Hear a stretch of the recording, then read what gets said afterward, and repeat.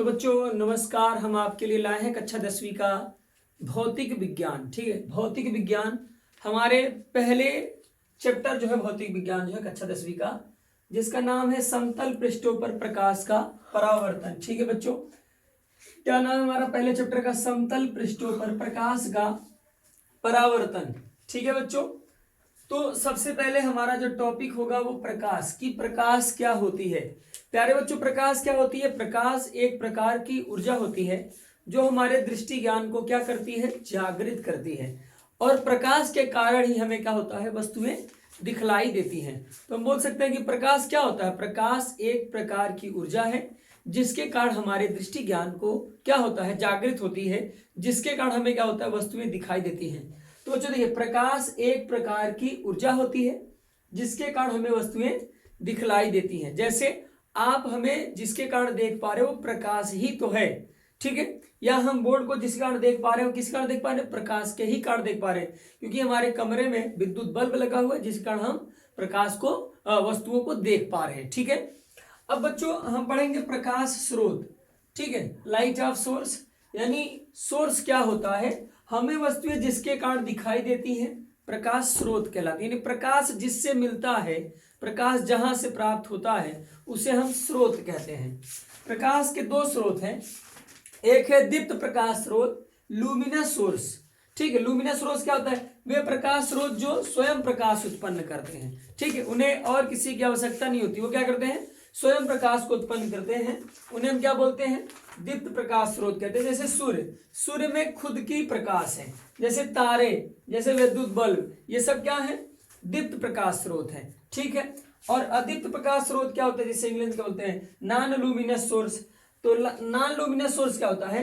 वे प्रकाश स्रोत जो स्वयं प्रकाश उत्पन्न नहीं करते, बल्कि दीप्त प्रकाश स्रोतों को दीप्त प्रकाश स्रोतों के प्रकाश को परावर्तित कर प्रकाश देते हैं। यानी इनपे क्या होता है? प्रकाश आती है, उस प्रकाश को परावर्तित कर देते हैं, जिसका आप प्रकाश देते हैं उन्हें क्या बोलते हैं? अदीप्त प्रकाश स्रोत। जैसे आप कांच देखे हो, कांच पर लाइट को टकराओ, वो लाइट आके टकरा करके फिर वापस जाती है, तो इसे हम बोलते हैं अदीप्त प्रकाश स्रोत। ठीक है, तो इसका क्या एक उदाहरण है? चंद्रमा, कांच, ये सब क्या है?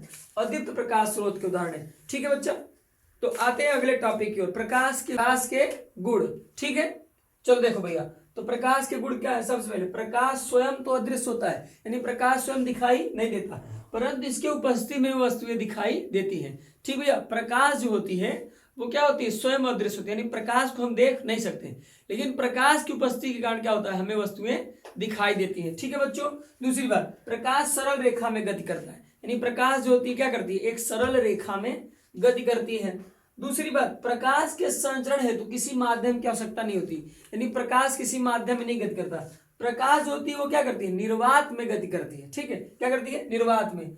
और जो हमारा प्रकाश होता है वो इलेक्ट्रोमैग्नेटिक वेव के रूप में गति करता है, यानी प्रकाश होता है वो विद्युत चुंबकीय तरंगों के रूप में गति करता है। किसके रूप में? विद्युत चुंबकीय तरंगों के रूप में गति करता है।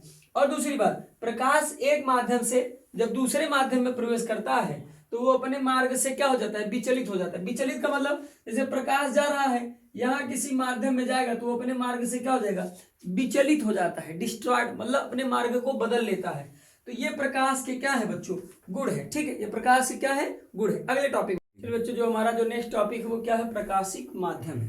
प्रकाशिक माध्यम क्या होता है? प्रकाश जिन माध्यम से होकर गुजरता है, जैसे जल, वायु, ठीक है, तो प्रकाश जिन माध्यमों से होकर के गुजरता है उन्हें हम क्या बोलते हैं? प्रकाशिक माध्यम कहते हैं। ठीक है, प्रकाशिक माध्यम तीन प्रकार के होते हैं। पहला होता है पारदर्शक माध्यम। पारदर्शक माध्यम ऐसा माध्यम होता है जिसमें से प्रकाश का अधिकांश भाग आर पार कर जाता है, तो उसे हम क्या बोलते हैं? पारदर्शक माध्यम कहते हैं। ठीक है, तो जिन माध्यमों से प्रकाश का अधिकांश भाग गुजर जाता है, आर पार हो जाता है, तो उन्हें हम क्या कहते हैं? पारदर्शक माध्यम कहते हैं। उदाहरण जैसे वायु, कांच, इनमें से क्या होता है? प्रकाश का मैक्सिमम भाग जो होता है वो आर पार कर जाता है, तो उसे हम क्या बोलते हैं? ट्रांसपेरेंट मीडियम कहते हैं इंग्लिश में। पारभाषक माध्यम, पारभाषक माध्यम क्या होता है? इसमें से प्रकाश की किरणों का कुछ भाग क्या होता है? आर पार हो पाता है, तो उसे हम क्या बोलते हैं? पारभाषक माध्यम कहते हैं। ठीक है, जिन माध्यमों से प्रकाश का केवल आंशिक भाग ही गुजर पाता है तो उन्हें हम क्या बोलते हैं? पारभाषक माध्यम कहते हैं। जैसे घिसा हुआ कांच, गंदा जल, उसमें से हमारा प्रकाश पूरी तरह से आर पार नहीं हो पाता है। ठीक है, अच्छा, अपारदर्शक माध्यम क्या होता है? ठीक है, इनमें से प्रकाश की किरणों का कुछ भाग आर पर नहीं हो पाता है, तो उसे हम क्या बोलते हैं? अपारदर्शक माध्यम। जिन माध्यमों से प्रकाश का कोई भी भाग नहीं गुजर पाता है तो उन्हें क्या बोलते हैं? अपारदर्शक माध्यम कहते हैं। जैसे लकड़ी, लोहा, ठीक है, ये सब हमारे क्या है? अपारदर्शक है। चलिए बच्चों, अब हम चलते हैं अगले टॉपिक की। चलिए बच्चों, देखिए जो हमारा अगला टॉपिक है वो है प्रकाश किरण क्या होता है। ठीक है, जब प्रकाश किसी माध्यम में सरल रेखा में, ठीक है, तो जब प्रकाश क्या करता है? किसी माध्यम में सरल रेखा में गति करता है, तब प्रकाश के पथ को हम क्या कहते हैं? प्रकाश किरण कहते हैं। यानी प्रकाश क्या करता है? जब एक सरल रेखा में गति करता है तो वो उस जिस पथ पर गति करता है उस पथ को हम क्या कहते हैं? प्रकाश किरण कहते हैं।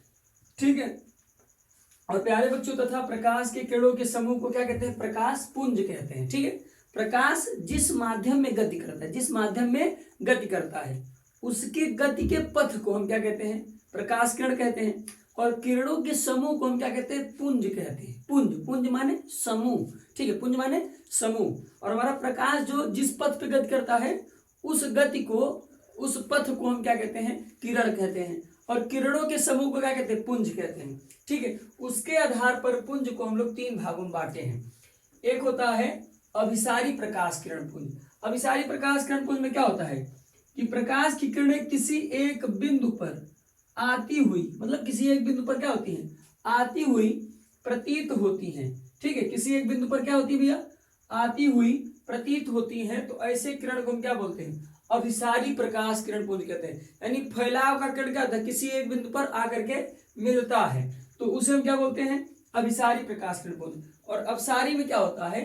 अपसारी में प्रकाश किरण पुंज जो होती है वो किसी एक बिंदु से जाती हुई प्रतीत होती है। एक बिंदु से क्या हो रही है? जा रही है। ठीक है, फैल रही है, तो इसको बोलते हैं अपसारी प्रकाश किरण पुंज। और समांतर प्रकाश किरण पुंज क्या होता है? प्रकाश की किरणें एक दूसरे के समांतर जब गति करती है, एक दूसरे कैसा गति करती है? समांतर गति करती हैं, तो इसे हम क्या बोलते हैं? समांतर प्रकाश किरण पुंज कहते हैं। ठीक है।